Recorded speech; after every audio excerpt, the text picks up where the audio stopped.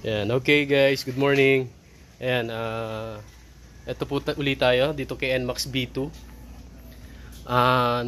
Eto lang po yung ating gagawin ngayon. Kinabit lang po uli namin yung ang JBT pipe. Ayan po, yung JBT pipe. Ayan, stainless elbow. Ayan, with adjustable sound. Ayan. From mahina and then to more bassy sound. Ayan, adjustable siya. Ito po yung JBT pipe. Ayan po siya. Ayan po yung itsura nya.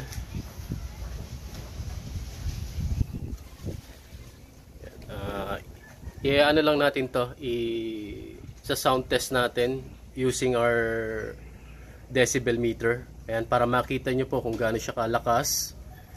Ayan, kung mahuhuli ba o hindi. Ayan. Lalo na ngayon na medyo mataas na yung yung penalty sa LTO. Ayan, na umaabot na ng 5,000. Ayan, pataas na yon, pataas na ng pataas. From first offense to second, ayan, nagbabari na yon. Ayan. Ito po siya. Ayan. Check natin yung sounds through yung hanggang saan po yung mariread niya sa decibel meter. Ayan. JBT pipe with bang sensor, yan, adjustable. And nakalagay lang yung vice grip para mas madali natin siyang may adjust, may sagad natin kasi mahirap pihitin lang ng kamay. Ayan. Testing lang natin sa ating decibel meter kung gaano siya kalakas. Yan po yung lowest settings niya, yung mahina lang. Ito po yung ating decibel meter.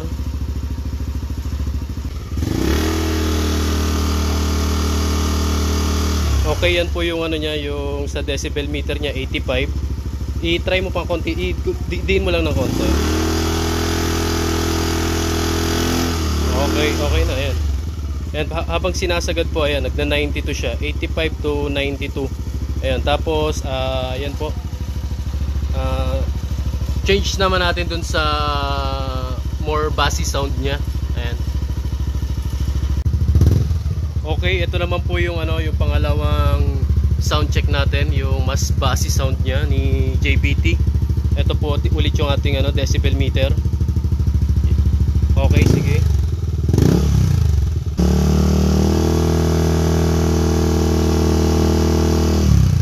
98 decibel. Yung isang biglang malakas dyan.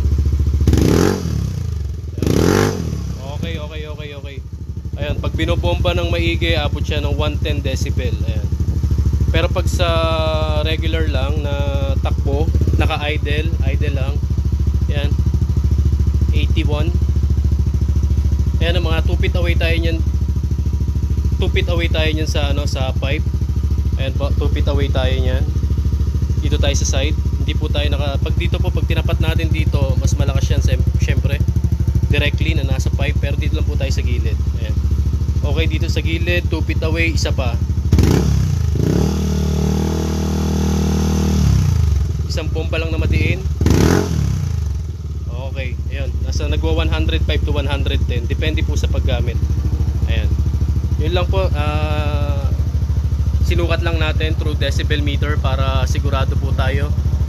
Ayan, hindi tayo nanghuhula kung gaano siya kalakas. Ayan po, JBT